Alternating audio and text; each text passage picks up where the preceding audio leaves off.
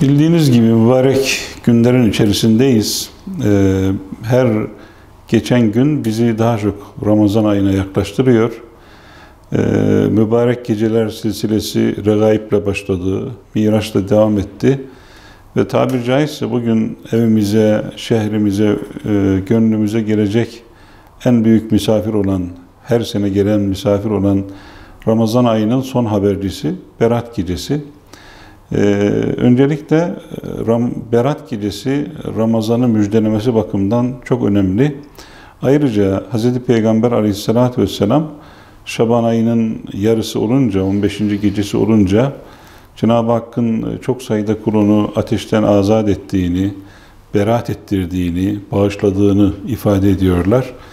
Ve devam eden tavsiyelerinde Şaban ayının 15. gecesi olunca, yani bu gece, geceyi kıyamla geçirin, değerlendirin, ibadetle, zikirle, duayla, namazla, tefekkürle, gündüzü de imkan olanlar elbette oruç tutunuz buyuruyorlar. Cenab-ı Hak Teala Hazretleri rahmetiyle dünya semasına tecelli edip, yok mu bağışlanma dileyen bağışlayayım, yok mu rızık isteyen rızık vereyim, yok mu bir belaya, bir hastalığa, bir derde düçar olan ona afiyet vereyim diye fecir doğuncaya kadar nida edeceğini haber veriyor Hz. Peygamber Aleyhisselatü Vesselam.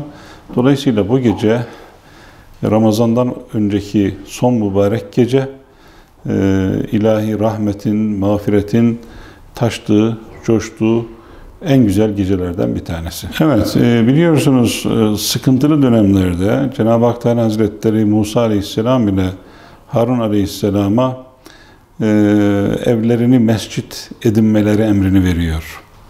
Şimdi tam Musa Aleyhisselam'ın şahsında verilen bu emre icabet etmenin zamanıdır.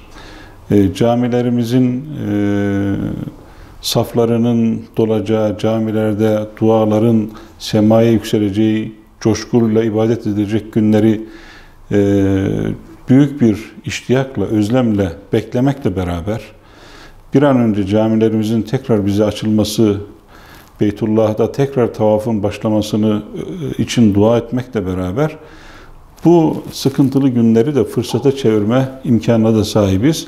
O da nedir? Evlerimizin bir bölümünü hiç olmazsa camiye çevirmek, mescide çevirmek suretiyle. Ben buradan izleyen kardeşlerimize mutlaka evde namazlarımızı cemaatle kılmayı, sadece namaz kılmakla yetinmemeyi, evrad-ı ezkârı beraber yapmayı, beraber Kur'an-ı Kerim'den bölümler okumayı, Peygamber Efendimiz Aleyhisselatü Vesselam'ın mübarek sözlerinden ya da hayatından parçalar okumayı, akşamları birlikte yemek yedikten sonra yapmış olduğumuz çay sohbetlerimizi Allah Teala Hazretlerinin ve Hz. Peygamber Aleyhisselam'ın ismiyle şenlendirmeyi acizane tavsiye edebilirim.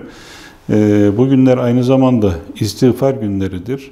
Biz yaşamış olduğumuz şartların da etkisiyle belki gönüllerimiz, ellerimiz, gözlerimiz, bedenimiz günahlarla kirlenmiş olabilir. Bu günahlardan arınmanın yolu tövbe etmektir, istiğfar etmektir. Rabbimizin rahmet ve mağfiretine müracaat etmektir, iltica etmektir. Dolayısıyla bu gecede yapmamız gereken daha çok istiğfarla meşgul olmaktır, tövbeyle meşgul olmaktır. Hayatımızın bundan sonra kalan kısmının geçen kısmından Rabbimizin rızasına daha layık olabilmesi için çaba göstermektir.